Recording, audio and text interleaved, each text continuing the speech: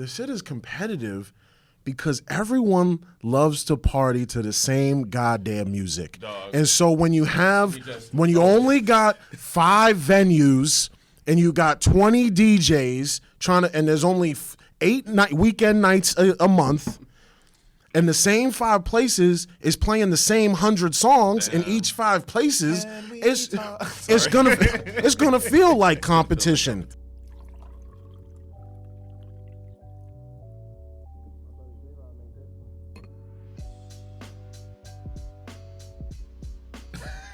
And welcome to another episode of Keepin It a Bean with Keith. This is where commentary, conversation, and culture is all had over a cup of coffee. So welcome to the show. Get it? Keepin It a Bean with Keith. Coffee beans. You know, things. That was not for you. You've been here before. That's the problem. And we're already starting. So before we get into it, welcome back to the show. If you are new here, my name is Marquise Davon, This American Negro, or Keith, but never Mark. Y'all already know. Do not call me Mark. That's not what my mama named me. Feels a little gentrified. Anyways, it's what my professors used to call me when I was in college, and I was like, it's PWI behavior, or Maurice, and I don't know how we ever got there. Maurice. So it's actually insane, because I said it's Marquise. That's anti-black. That's what I said too. I said that's actually insanity. So welcome to the show. If you are returning, welcome back. You already know what it is. Hello to niggas and niggas only. Good to see y'all. If you want to support this here podcast monetarily, we'll start from there, because you know Netflix is raising their prices, but I did not. You can support me on Patreon for as little as $2 a month, which is $24 a year. Okay, $2. Treat me like a Netflix deal, or maybe that gym membership that you haven't went to in so many years. Damn, that's shady.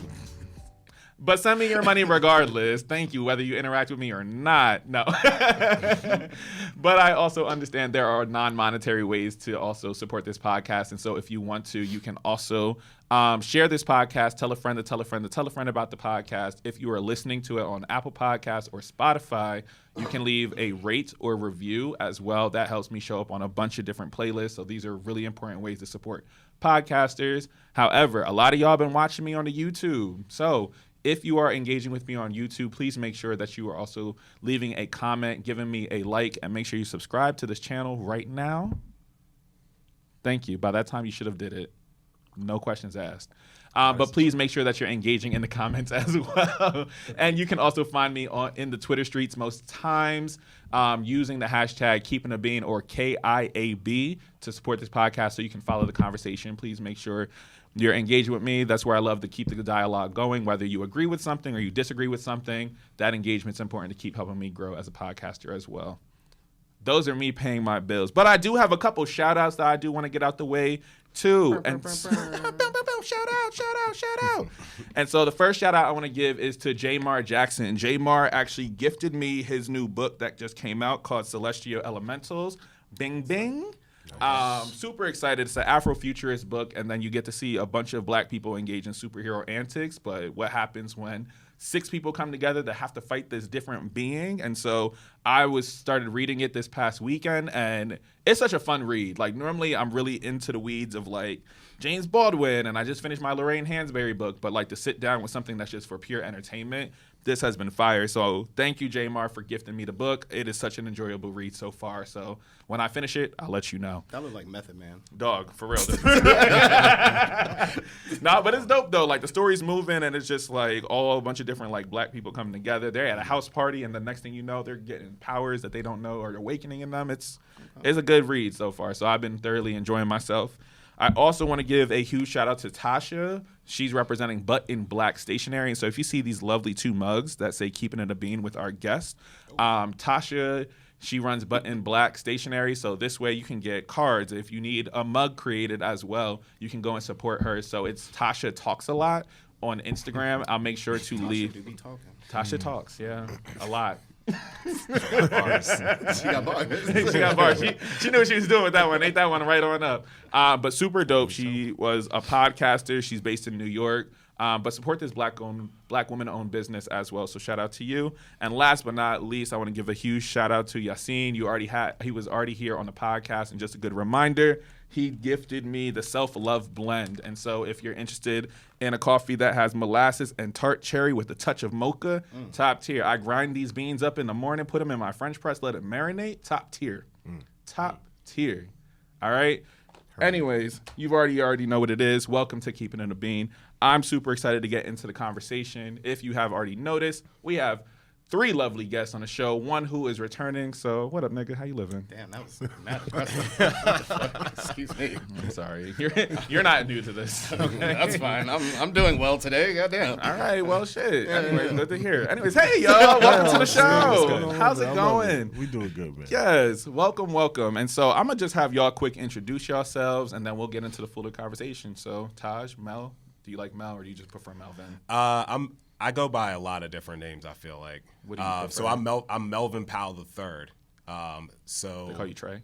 No, but my dad's Melvin Jr. So Yeah. I've always been Mello to my family. Wow. My DJ name's Mello-Dramatic, and Mel is that's like same way with how people try to shorten you to Mark. I get shortened to Mel all the time. So, But you don't like But do you Mel. hate Do you like Mel? I used to not like it. I used to be the same way of like, yo, I'm Melvin. Yeah. Because of obviously having the name of like with my dad as well. Yeah. So I used to not like Mel, but I just know that it happens. Like people just short, just let like it people rock. just need a short name. So it's just a nickname. They get call any you easier. Mel Jr. Jr.?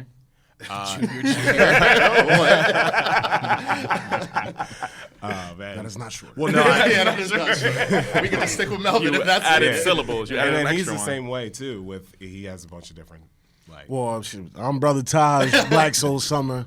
You see me, you already know. Y'all don't need to know all the other names. You know what I mean? Rest of that in the You're going to title. ask more The Brother questions. Taaj is for the public. I'm here for the people, representing the team here. We Black Soul Summer, founders of the Sync Production Group.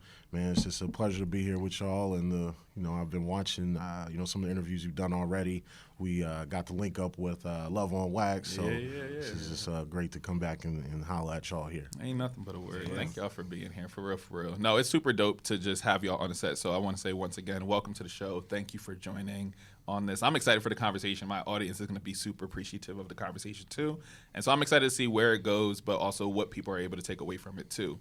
Yes. But before we get fully into the show, into the interview, and like the main part of the conversation, we always start off with a hot take. We call this the Keepin' It a Bean section. And so it is Keepin' It a Bean about whatever you want, whether it's personal, pop culture, politics, something happening on TV that you're just like, yo, we need to be talking about this, or you just need something to get off your chest. Well, when he said politics, I was like, wait a minute. I don't know where we go. Hold up now. Where it's wherever Hold up you now. want it to go. Hold up now. And so Hold up now. I couldn't even get my sip. I know, dang, I'm so sorry. This is also a very political show in some cases. we'll Here, talk that, and about there it. for We'll some talk about it. for some people as well. And so it's really just, I don't know where I want to place this. It's gonna go there for right now. Sorry, Jamar, you didn't see that. But I would like to give y'all the start, or do you want to wait and we wrap around? You know what? I got you, man. I'm gonna set this. This up shit real been quick. on your heart. Yeah, I'm just saying. I know. He said, you know what? First I'm over here. I'm like, let me talk about some DJ stuff, the music, and I'm like, that's a little too simple, Okay. because we could talk about all that. Then you talked about politics, and I'm like, these are my educated brothers right here. And already know. I'm just gonna put this out. I put it on my Instagram the other day. I have officially deemed the phrase "lesser of two evils" as psychological warfare. And if you bring that bullshit this way, you will be met with swift and severe non-physical force. Because I don't believe in none of that, and I don't appreciate people pushing that rhetoric on my people. That's it. Yeah. Well, our hot takes are pretty much in line with each other. Yeah.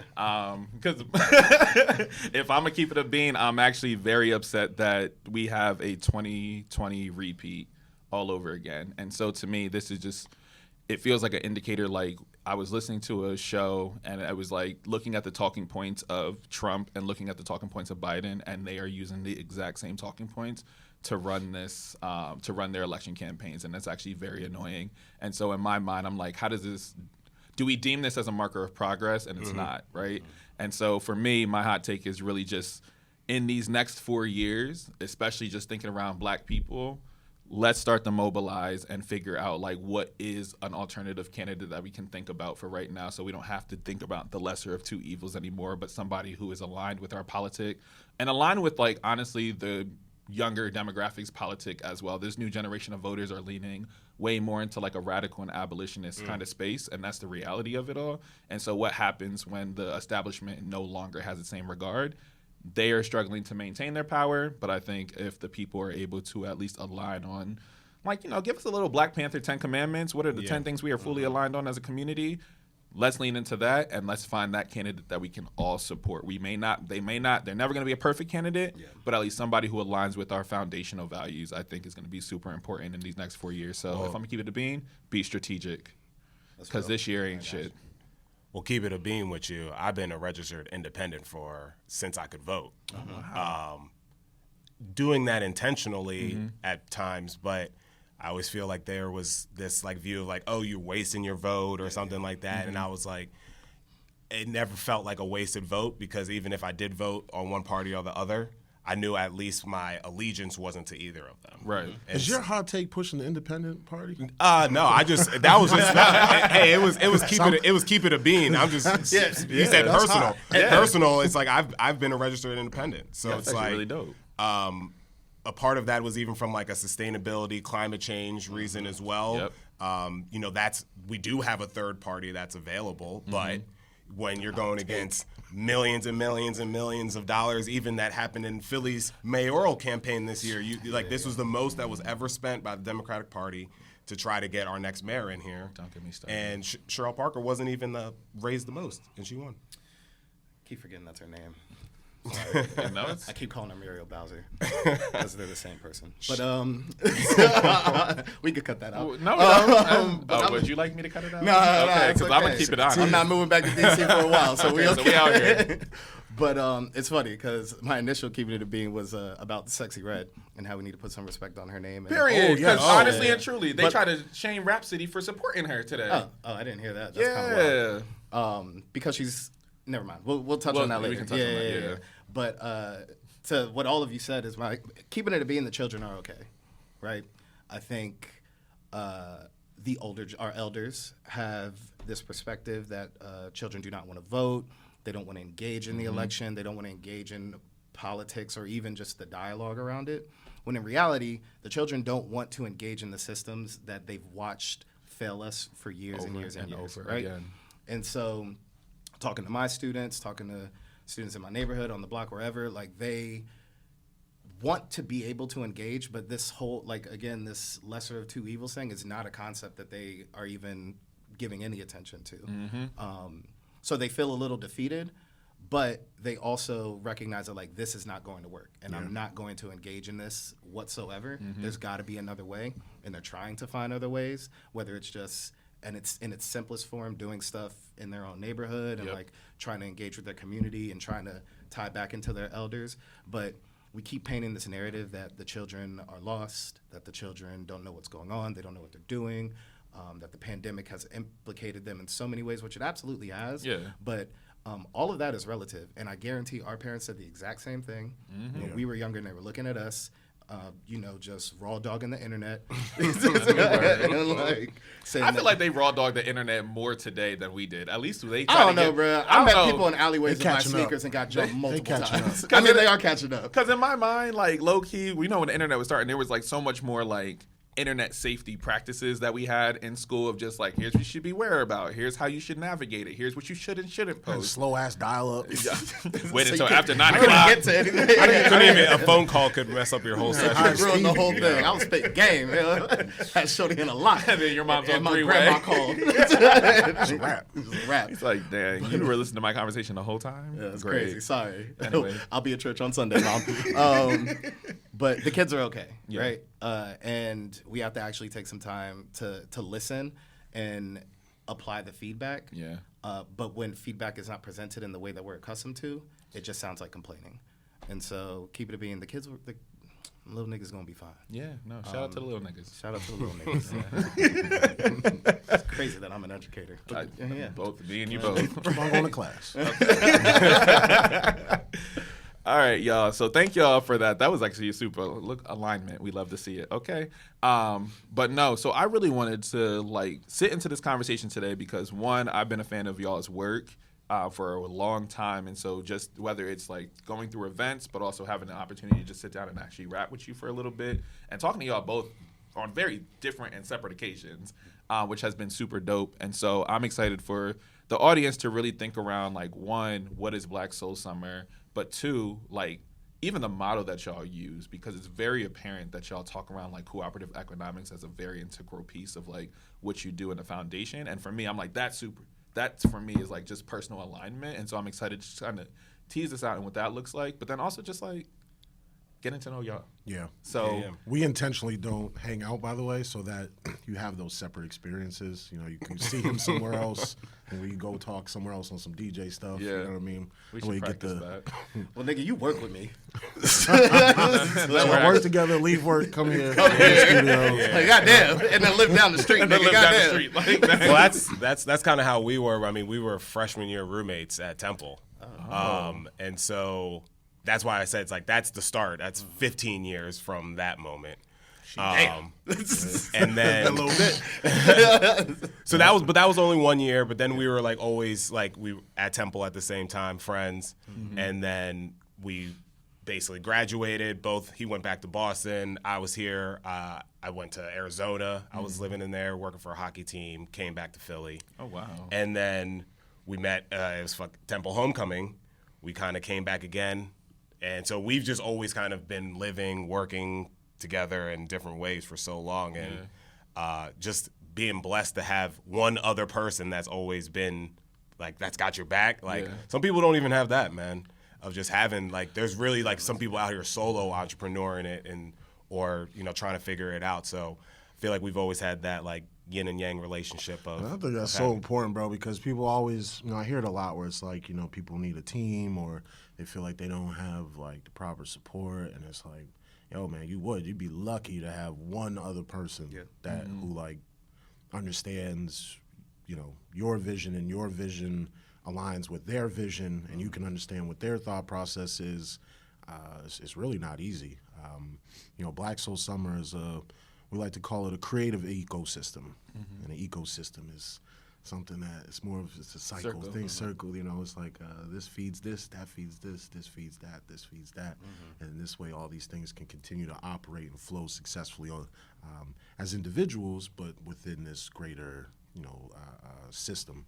And so Black Soul Summer was created to essentially create a platform for Black entrepreneurs, brands, and businesses to start to reclaim ownership of their creative commerce, specifically around event production. Just on a simplest note, that you can look around and see that on many levels, but just particularly on the event level, that our events on the highest scale, whether it was related to festivals or even ticketing platforms, those are predominantly owned by non-Black folks. So even some of the festivals that are very popular in this city right here that prop up Black artists and maybe use Black artist names and likeliness, those events are not Black-owned events. Right. And so what does that mean for the Black creative economy? And we're talking about the economy, but it's also our culture that is being commodified here. And so consistently, we are creating, whether we're producing events, producing music that gets us on festivals, creating these culture-based spaces for people to connect and engage. And then on the highest levels, when we go to like sell those things or promote them or perform or produce them live, we typically have to go through non-Black platforms in order to do so. So we really wanted to educate folks. Like you said, over our last 15 years of experience, from the corporate event sector to the nonprofit to the community to the entertainment sector, of really the value on all of those levels of Black folks investing more internally in their event production. Yeah. And to the point you said, there's a lot of people who end up having to do this all alone, right? And I think even from, I can't necessarily say from the outside looking in, because I've worked with you in a few capacities, and we've, so. You're in the system. Yeah.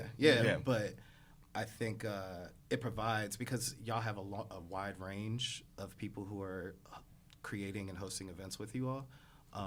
It does provide a sense of community to like build off of what you've already created. You guys give a foundation for the artists, the party promoters, the DJs, to already build something off of what's already like something that already stands. So outside of, within the ecosystem, it's also just a blueprint for, I think, a lot of people. Well, I just want to say real quick that a lot of us, there's two scenarios that I think about where this comes up a lot. It's when we're trying to hustle and make it, or when we're feeling exhausted and lost in direction. A lot of us, we feel the need that when we're either trying to hustle and figure stuff out and get money, or if we're feeling burnt out, that we need to retract. We need to do this on our own. We need to figure it out on our own. Those are the two scenarios where Wow, interesting. That's crazy. Well, I see it both, and those are two completely different like mindsets to be in. Like, yo, I'm not feeling this. I'm spiritually depleted. Like, I need help. A lot of times people retract further into themselves in those. And then on the other side where you're feeling hype, and I'm like, yo, I'm trying to get money. I'm getting like. Then you're like, oh, I don't you have blinders on.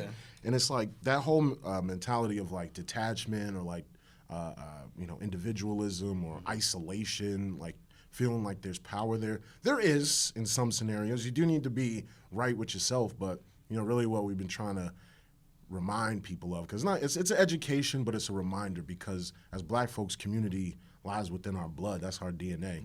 And so it's the reminder to folks that actually, when you're feeling a little down, you can actually get recharged in your community space. When you're kind of confused, when you're looking for ideas, you need other event curators, other, a Black-owned entity that you can get with. And even if you get in money, there's always ceilings that we hit. And so if you're gonna scale your capacity for success, you need to be able to partner with other folks who are on that same path, who are gonna then help open up higher ceilings for the both of you. So just reminding folks that community, group economics, collective responsibility, there's a lot of power there for the community, yes, but there's a lot of power there for yourself and what it means to be fulfilled. Yeah, no, I actually love a lot of what you said, because one, it was funny, because that's how Jewel came on board as well. What's up, Jewel? And I'll go straight to him every time. But for me, I was tweeting. I was just like, dog, this is what I've been doing, like trying to like focus on like how much time do we have on the camera, setting up the set, getting the production, trying to make sure the whole episode is produced, making sure that the guests are coordinated and whatnot. And Joe was like, yo, I do camera. Like, and this nigga got us at 4K now. I said, price went up. Exactly. Skin looking glorious. Okay, and it is. I said, damn, you said every pore. Real moisturized. But in reality, it was like that moment of just like realizing I was like just trying to keep the output going. But for him just to come along, it's been so dope, because now I get to just focus on the conversation rather than kind of looking back and forth to camera, how much time we have left, am I on time, But even then, like, it also made me think around Elijah and I, we keep talking around like building out this ecosystem and like how do all of our stuff, how do all the things that we do in our different ventures like really interact, and really trying to like be a little bit more active in creating this ecosystem. Because we realize we can't do it alone. And so even like that first event that we were able to actually host together off the record where you were at, that was like a really dope opportunity, because it brought both of our skills together in terms of his event curation, my ability to interview, and just having like this ecosystem of just like, oh, well, DJ here, DJ here, DJ here, great. And then we can handle it on both ends. And so it was like really dope just to start building into that.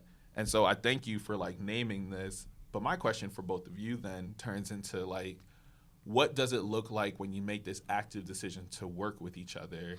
What is it? Oh, is that what we're going to do? No, you got it. Okay. You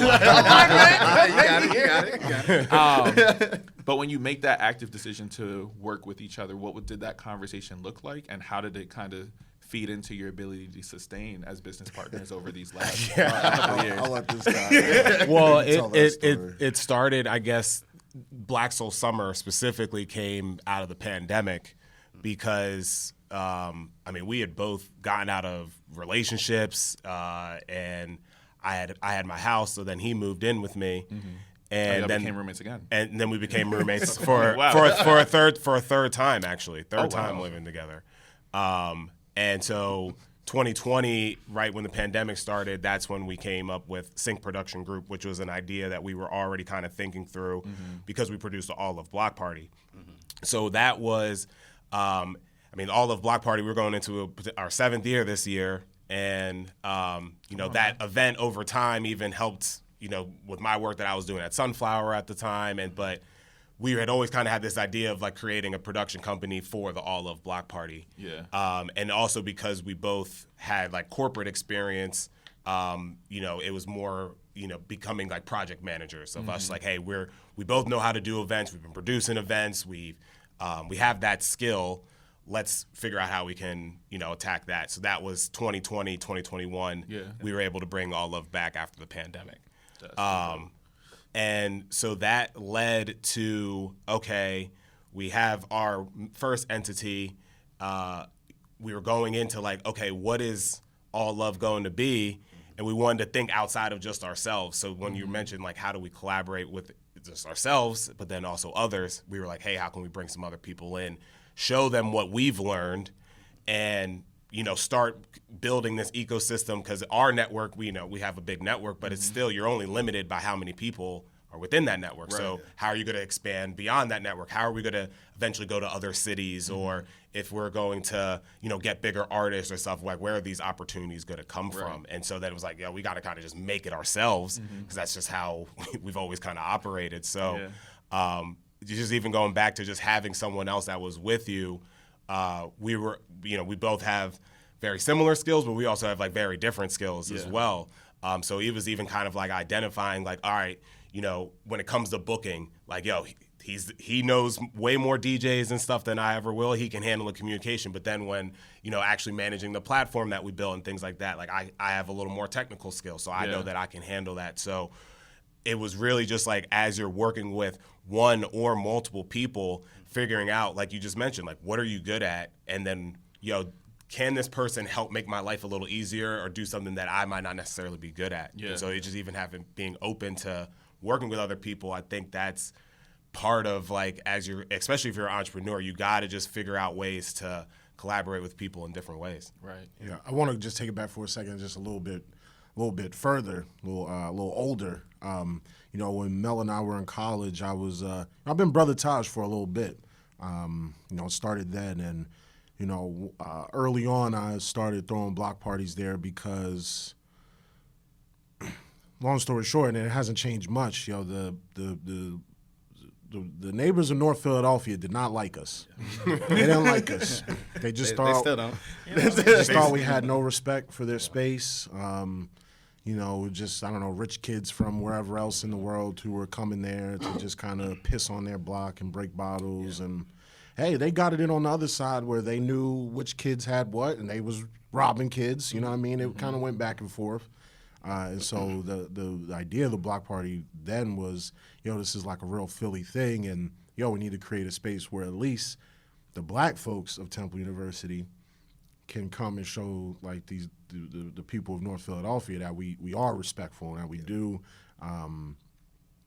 care, and we honor like this space. And so it quickly became just like and we got pictures where it's literally Temple students and old heads from the block just like getting down, on right on the street. Yeah, That's fire. That's dope. And so like just kind of fast forward, and after we graduated in 2013, I came back for a homecoming. Was it 2014 homecoming? It was like 2014, 2015. Yeah, 2014 homecoming. I came back, and at that point I had been working in in the Massachusetts Convention Center Authority in Boston. Mel was working in who knows which arena at that point. Not Lee, of course. I don't think Wells Fargo. I was working at Wells Fargo. We had already done all this stuff in college, and I came back for homecoming. And I was drunk as shit that weekend. I'll never forget, man. You were supposed to go to like the Charger and everything. You were supposed to go to the Million Man March the next Million Man March drunk. Hey, yo, literally. Duality. I was just lit, bro. Oh my God. I remember that weekend.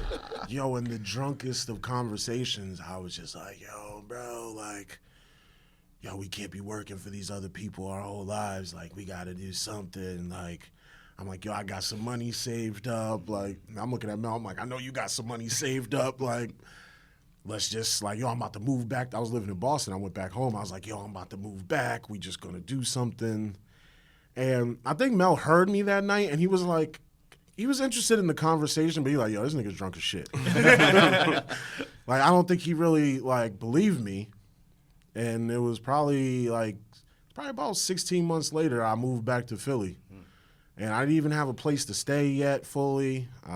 We was chilling at our other friend. I was chilling at our other friend's crib, and between the three of us, that's when we started our first business. This was back in 2016. Yeah. And that was called 91 Republic. But, I'll just give that context to say that, one, the amount of time and investment that's been into just like knowing somebody. And you don't need to know somebody for 20 years to be able to work with them. But, consistently we were like always having the conversations about like what we wanted to see different. Understanding what our skill sets were was a real big thing. And I'll give it to Mel. Like, Mel has definitely, we do it together, but, he's definitely giving me a pass a lot of times, and so people think that like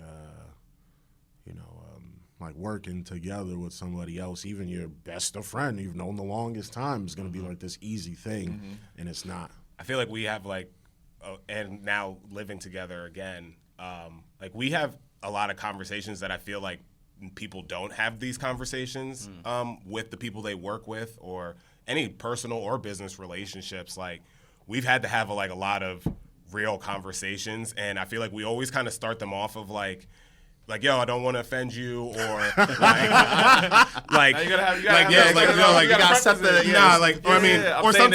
or sometimes it's just the energy. Like, we definitely feel it at times. But because we have all of that love and work that's gone into it before, it's just like, yo, we're trying to do this because of the aligned visions that we have. Yeah. And even if those aren't 100% clear, like the why and the work that we've done, like, we've always had that to go with it. And Mel and I are working on, the financial side of our business transparently. Yes, we not no money over here. We're giving you all a bunch of free shit at Black Soul Summer. Come holla, blacksoulsummer.com for free. But I think it's like, the vision, but it's also like your intention. If me and Mel had started this out just focused on money, I don't think we would have made it this far.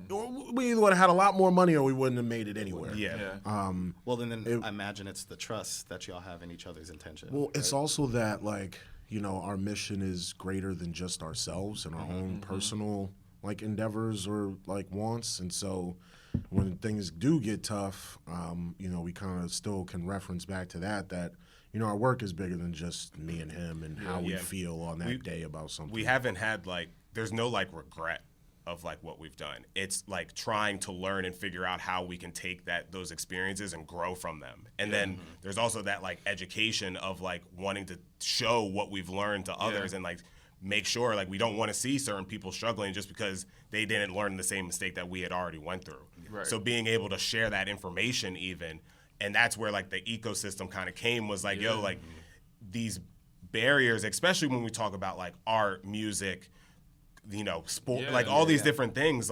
This is, there's massive industries now that exist, but you see it coming out now of these people that have been in those industries for years that didn't get paid, didn't have good contracts, and just they didn't even have people behind them that were making sure that they were good and setting themselves up for success. So if you're a solo entrepreneur, you're just getting started, you're creative or something like that, and you don't have any sort of community to even lean on. You don't know what to ask. You don't know where to start, all that.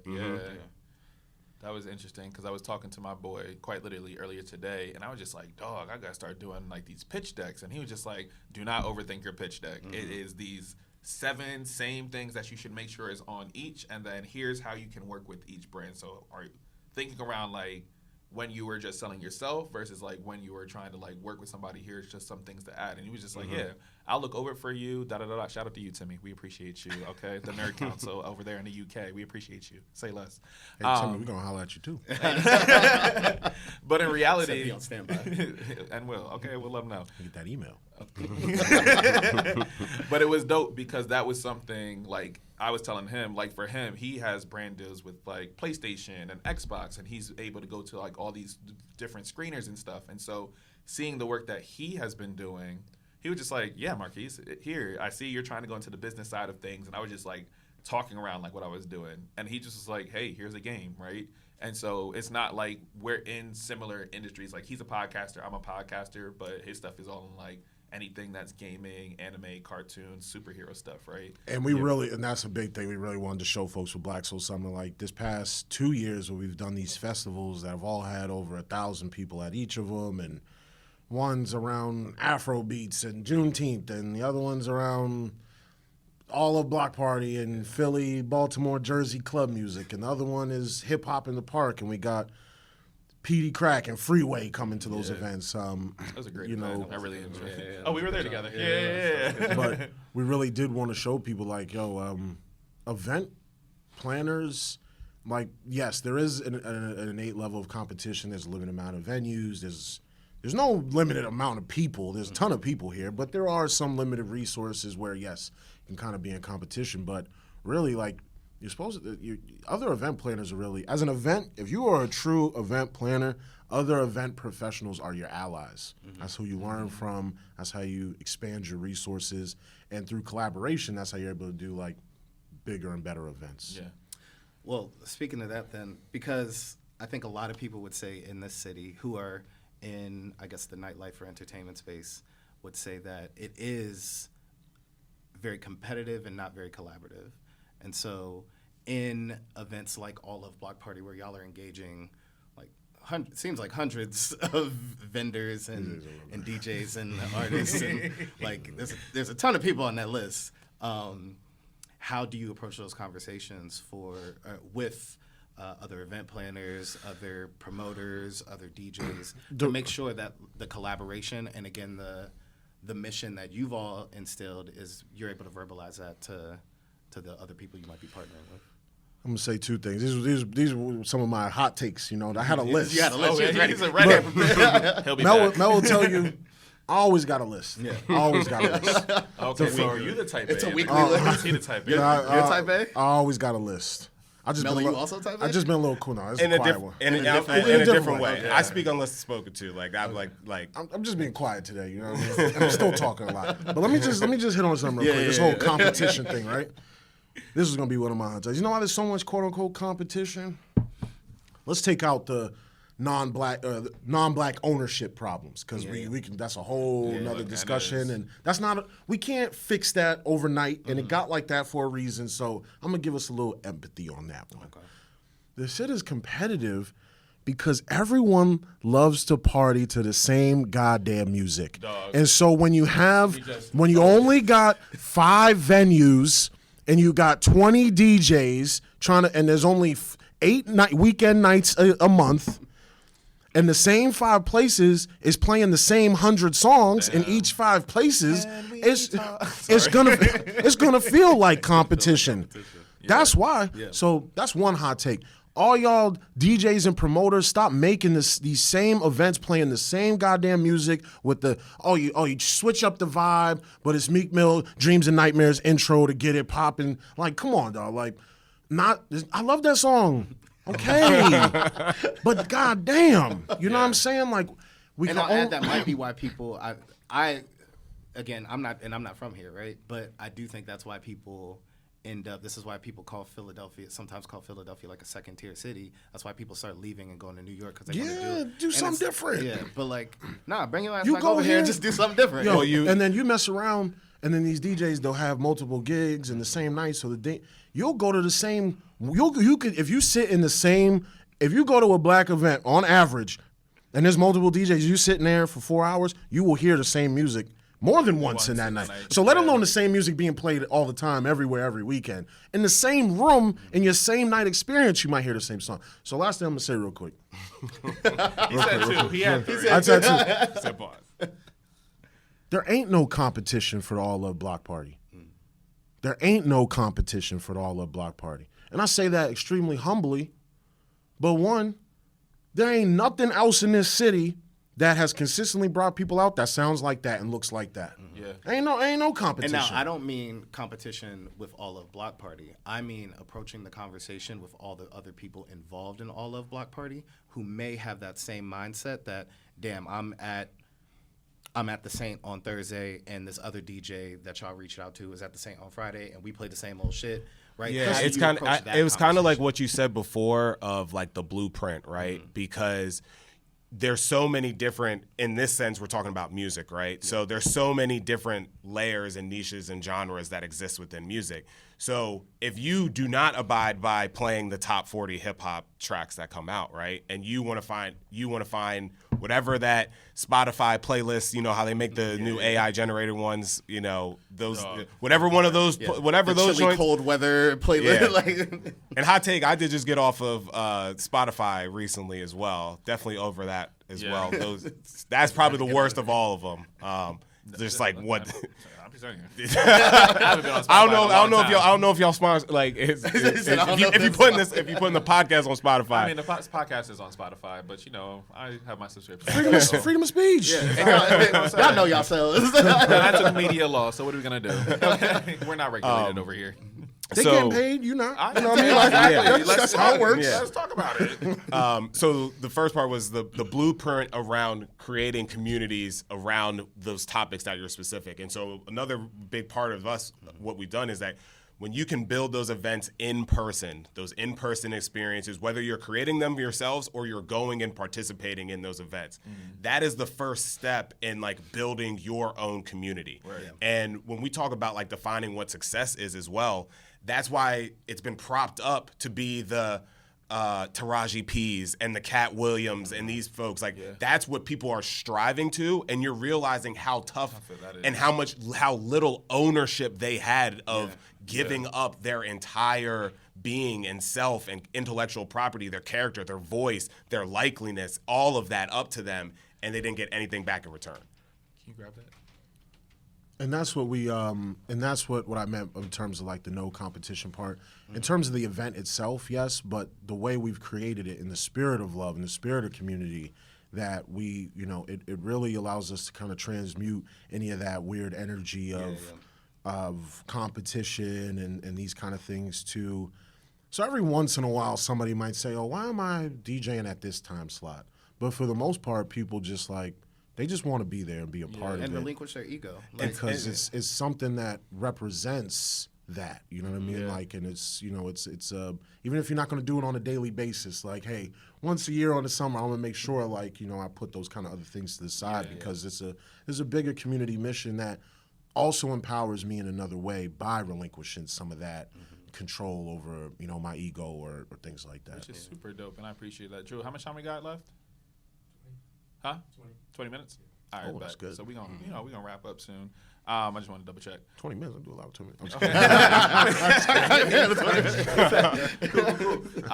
Say nothing but a thing. Right, ain't nothing but a word. No, but I appreciate. I'm gonna clap that back in because I'm gonna edit that out. But what as I'm listening to y'all talk, I think it's something me and Elijah talk around, and it was probably at one of these live 24 hours events. We were talking with somebody else.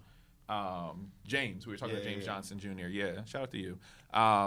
But we were just talking around like different kinds of events and people interacting with music differently. And so we had realized, like, I look at me and Elijah just in general. Elijah does WeLoveOnWax, and that's a very particular niche community that is there. And there's like a growing frustration of just like, I don't think people understand my event. Not saying Elijah's frustrated with it, but just in general, like we keep hearing this conversation around like we want to do something different, but people are not attaching to it. And so it is like this moment of like, how do I continue to build that community? That's even similar with me and Due Diligence. At first, people were just like, what, you're talking about music? Is it a live podcast? Is it like, but getting people to interact with music critically, getting people to actually see a DJ spin vinyl and actually talk around like, why am I attached to these kind of parties and stuff like that? Yeah. I think sometimes when people do have these niche events, sometimes if it's not the turnout they're expecting, they kind of get deflated. But I'm just like, I don't know. I looked at it and I was just like, for this year, I had realized like such a niche works because I was able to launch Due Diligence now in Richmond, and I was still able to get 30 people there, which is ideal for a number of just like for an intimate live music event like that. That's important, right? And so what y'all also look like you're about to jump. Going for intention as well, because if your intention is to make as much money possible or to become famous or something like that, when that doubt creeps in of like, oh, this isn't working, or I'm not reaching the success in the time frame that I've thought of, that's what's going to lead you to pull back and away from it. But if you're following it because A, it's something you're passionate about, and B, you're also trying to create that community for others to experience this as well, that's the intention that's going to at least be able to sustain you over a period of time, to be able to figure out and go through the fights and the losses that come from doing this type of entrepreneurial work. I mean, it's not easier. It's not easier. But it builds longevity. There's so much like pride that is in there, and it's like you need pride to even like to do the thing. Pride about just, it's like ego actually propels you in some capacity, but too much of it will stop you. I think people need to be honest, and I'm not talking about you, bro. We love you. Elijah was not the frustrated person I was talking about. Just so you know, it wasn't we're using you as the example. You know, so love on wax. Our archetype. Maybe your shit is whack. No, and sometimes it is whack. No, but that's the thing. Rethink, but you got to be all honest with yourself. You have to rethink. It's okay to go through many realms of what you're doing. You guys mentioned before. Early on that you started a business and it was called this is like my fourth business right now, bro. And you got to rebuild the model. The first two weren't even on paper. Yeah. You know what I mean? Like I was just going. Shooting. You're just shooting. Going, making money. When I first moved here, I had goods IRS and services. was coming for me. Well. One other thing I just wanted to say though is that a lot of the times in these scenarios, people start to like throw out this term like gatekeepers too, because they feel like there might be outside entities that are like keeping them from being more successful. And I just wrote this little post the other day where I'm like, yo, you're the keeper of your own gate. Mm-hmm. And all you gotta do is keep creating. And so again, people's like need to get more in check with just like the timeline of things. If you're trying to do something unique or different, it's not going to look like the club on Friday night. Right. Now you're gonna grow, and maybe you have a market or something you do on a Saturday or a Sunday. But it's like, you just got to keep creating. It just takes time, and you got to work hard. But you also have to be working on your strategy at the same time. Yeah. Are you doing this? Back to this. Are you doing this all by yourself? Right. Are you utilizing strategic partnerships, whether it's the venue, another promoter, the DJ you work, whoever it may be, so that you can have somebody else help galvanize some people around you? I think a lot of folks have unrealistic expectations of what success and results should look like. Social media or whatever has just really corrupted that, and ain't no microwave formula for this. You just got to keep creating. Because the cultures don't build overnight. It takes a while. Like I realized even with like due diligence, people weren't understanding it at first because I'm asking an audience to sit down with us, listen to a single body of work, critically engage with the work, think about themes and production choices, and understanding the artist's creative process. Like that's very different, hence the name. But like I'm challenging the notion that people have to live in this like. You're challenging the way that we already consume. I'm challenging the lazy consumer. And so when people were just like, what does this mean? I was just like, oh, if you come, you'll get it. But that wasn't enough to convince them to get there, right? Some people came off the strength of it being me, but then we had to tailor it of just like, oh no, we are trying to fight against what Spotify has caused in us, like streaming has caused in us as consumers. And so sitting down with like a single body, people are like, I didn't listen to music like that. So when they leave the event now, what I learned, and I learned it off the record, is people were just like, you allow us to engage with culture in a way that we didn't get to before, because so many people walked away with having a better connection with you and wanting to see what does Brother Taaj look like as a DJ now, right? Yeah. And that makes a lot of sense, bro. And you just brought one thing up to mind that I want to throw out there. It's for our people, really. And it's just about communication, really. Because part of getting people to understand is your marketing, you know, and how and what you're saying to people. And so just as a note to everybody who's listening right now, this is personal relationships, business, marketing, that there's what you mean to say, there's what you actually say, there's what the person hears, and then there's what they actually understand from what they've heard. So like even, and there's probably even more layers of that. Very much so. But just even in that, that's and then it's relative to everybody. That's 4 layers of communication right there. Just because you're thinking it a certain way, are you actually communicating it outwardly that way? And is it received is it being received that way? I think a lot of people need to just spend a little more time in their strategy of how they deliver their message to people as well. And have to take the time to understand, like, it takes time for it to be received, right? Yeah. You talked about, like, overnight success, right? On social media, it could look like there's overnight success. You can get all the likes, you can get all the comments in the world, and that doesn't translate to bodies in the room. Yeah. Right? And it takes time to get the bodies in the room. Right. But we're so accustomed in this, like, quick consumerism, like, space that we live in right now to think that all of that means I've made success. As a DJ, I got people who like the posts, and like now, boom, I'm popping.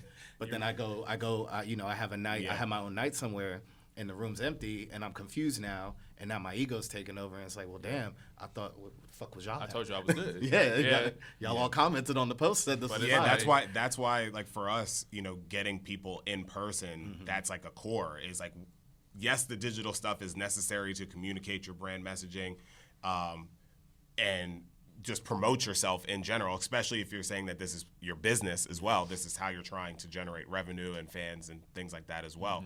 So for us, it was like, okay, you need to be able to convert those people to come in person. Then you have to have the strategy in person to make sure that their experience is good. So then that way you can get them back to digital to be able to continue to engage them. That's how you build over time.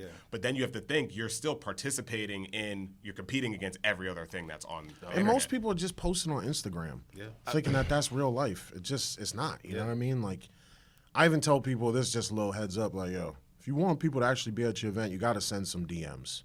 At least actually invite the people. Text messages. And some text messages. Ain't nobody gonna, the way that algorithm works, it's just not, it ain't hitting like that. The way I be getting shadow banned. I know. I said, dog, what's going on? Like, it's every Thursday, for real. Dog, seriously. It's every Thursday. Well, that's it. And just going back to, some like macro level things is about Black Soul Summer and like what we're trying to get to is, Instagram shut down the other week, right?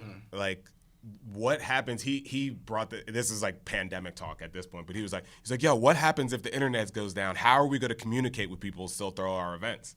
And it's like, damn, we need their address. We would have to like know where to pull up on people, or like if something got to that level, how would you actually then communicate with people? Text messages, if the email. Being able to know where someone lives. Who you have relationships with who supports your brand that can also be a spreader of the message. That's the community piece. Yeah, right? That's that word of mouth. Like, tell somebody who knows somebody who knows somebody. And that's why it's so fun. It's so crazy because like social media has become this thing that has like completely warped our vision of what success means and things like that. When you were speaking earlier, it made me think of like, that bell curve where it's like early adopters, man. It's like, you got to get real comfortable down here. Like, before it gets up. You're not, to get to that is like, in the way our world works now, it's like, these are massive tech companies that you're trying to build and get to. So like, if your honest goal to increase shareholder value in our capitalist society, you need to get to 1 million users, 10 million users, 20 million users, whatever. To that point. But if you need to get to be able to pack out a room that's 150 deep, that is still going to take some time to get to that level. And so you got to get real comfortable in that early adopter phase where you're going to have people get on, they're not going to understand, you're not going to have success at times, and you got to fight through and put in the work to get to that. No, truly. I was just telling somebody, I was just like, I realized when people's point of interaction with me and my brand, I was like, yo, I've been podcasting for 7 years. They were like, what? I said, yeah. Like, they thought it was like newer. And I was like, yeah, this iteration of this podcast is newer within the last few months. But like in reality, I was just like, no, I've been doing this and iterating and understanding and learning more and more. But in reality, it's in my 7th year that it feels like I'm actually starting to make the moves, and everybody's like, oh, like all eyes are on you, right? I said it took 7 years. Don't forget that. Like, people had to trust me and be able to come back and understand that I provide value, and I think people forget that. And so even hearing y'all talk around like 15 years, hearing y'all consistently talk around different iterations, it's important for us to kind of realize it takes 10 years to have an overnight success. And you're not owed anything. No, not at all. You got to work. No one owes you nothing. Nobody owes you nothing. Yeah. This is your vision.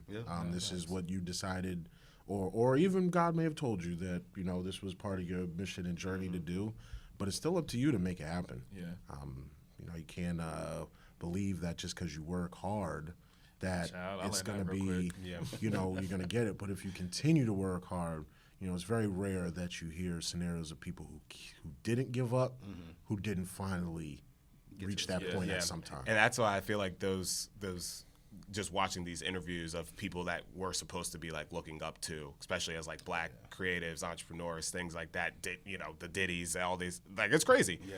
And one of my biggest fears was, I had a couple, was like, I was always worried that I was going to become like popular for something that I didn't believe in. Like I think of like the backpack, like the Vans kid or something. I'm like, oh my God, like I would never want that. Just to start. and then the other fear of that was, actually having something that you built and then not getting the full value, like knowing that someone was like behind the scenes and like took 50% of what I was supposed to make or something like that. Like how, like if it was a label, not to say it would have been a record deal, right? But like that scenario and something like that, like that actually like scared me. It was like a fear I had, and so that kind of led me to like, okay, even if I don't have it now, like how can I get it to where I have as much control and ownership over what I'm putting out into the world? Right. And so we do that through Black Soul Summer. We do that when the All of Block Party is like our event that like that's like our the one that me and Taaj do. That's the All of Block Party. Yeah. And so to see that it grew to even that event individually, that even by being collaborative and being open and trying to include other people, that it led to essentially Black Soul Summer being created, which even that was from kind of how it helped launch Sunflower even. All of Block Party was the first event that ever happened at Sunflower. And so that was like, again, just like this like catalyst that now it's like, okay, we figured out this ecosystem, so we at least know and have some clarity around like, okay, this is the blueprint of like how we just need to work and work with people. Is we got to figure out how we're building our own system, how we're being able to pay people, how we're able to make our own opportunities, how other people get access to resources and just information and knowledge, and not being the gatekeepers for people. That's what we're trying to relay to people and get people to understand, is that, hey, it's not competition. There's plenty out here for everyone. It's just how you bring yourself to the table and what you taking and receiving when you come to the system. Generally speaking, you have an event and you come like work with us in any capacity, it's not going to get worse. Well, that's a good note. It's definitely not going to get worse. I know, I'm going to let him play later.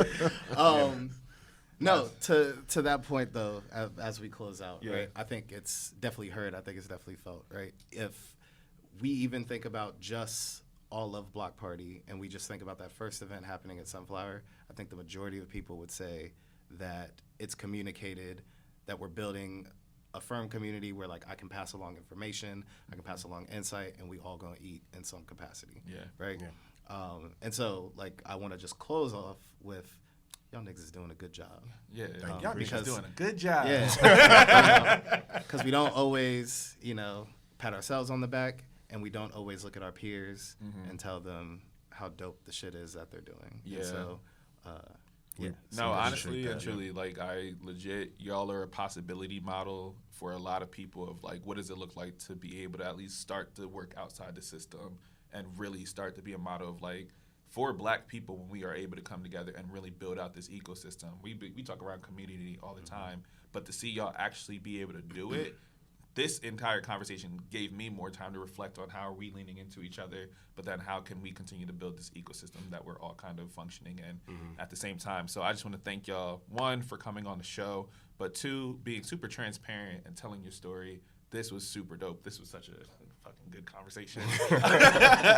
And so before we head off, tell the people where they can find you both individually, together, what events we should be looking out for in these next couple of weeks as well. Well, you already know, man. I'm Brother Taaj, BROTHATAAJ. That's on Instagram. You can obviously hit us at Black Soul Summer as well.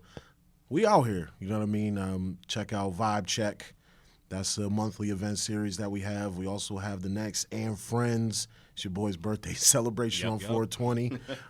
So we got a big month coming up in April. Some cool things, and All Love Block Party coming back this July. So mark that on your calendar. And we appreciate y'all for having us, because like that's why we say me and Mel, we just kind of get stuck sometimes in the house, just working, and we really want to make sure that we come out and do our part in supporting folks and having these conversations. And so, we appreciate this platform, and this will be this isn't our first of many, but this is like the third or fourth or we will see them again. Y'all gonna see them again. Yes. No, absolutely. Melvin Powell, aka Mello-Dramatic. So that's MELLO dramatic.eth on Instagram. Black Soul Summer. If you got an event or anything you have coming up, please visit our website. We have a free application on there that gives you access to our ticketing platform. You can sell any sort of digital product on there. You keep 100% of whatever ticket or price, whatever you're selling on there. And yeah, we're continuing building not only this platform, we got the events that he mentioned. And the advice I'm just going to leave people with is go out to events. Just go to events, support. That's how you get in this community. That's how you find people. Serendipity is real, however you believe it. And so you have to put yourself out into those situations and get offline. Facts. Yeah. Elijah, let them know where they can find you. Y'all niggas know where I be at. You know. We Love on Wax, all one word. You can also find me on Instagram, Mr. McScruff, MR_MC_SCRUFF. Elgin Barrett, Eugene Smith III. That's how we do. I'm not allowed on Twitter. And he's not. Because I don't have self-control. I'm his and anger translator. Yeah, we're going to pass it off. You already know what it is. And capital F, thank you all for joining me for another episode of Keepin It with Keith. Make sure that you like and subscribe if you're watching on YouTube. If you are also listening on any of the DSPs, so Apple Podcasts or Spotify, feel free to like and subscribe there. Don't be a hater. Leave me a 5-star review and leave me a great written review based on each episode. And if you're on Spotify, answer the question as well. So thank you all for joining me again. I will see y'all next week. Peace.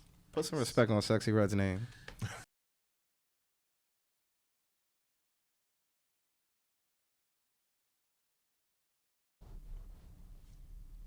There we go.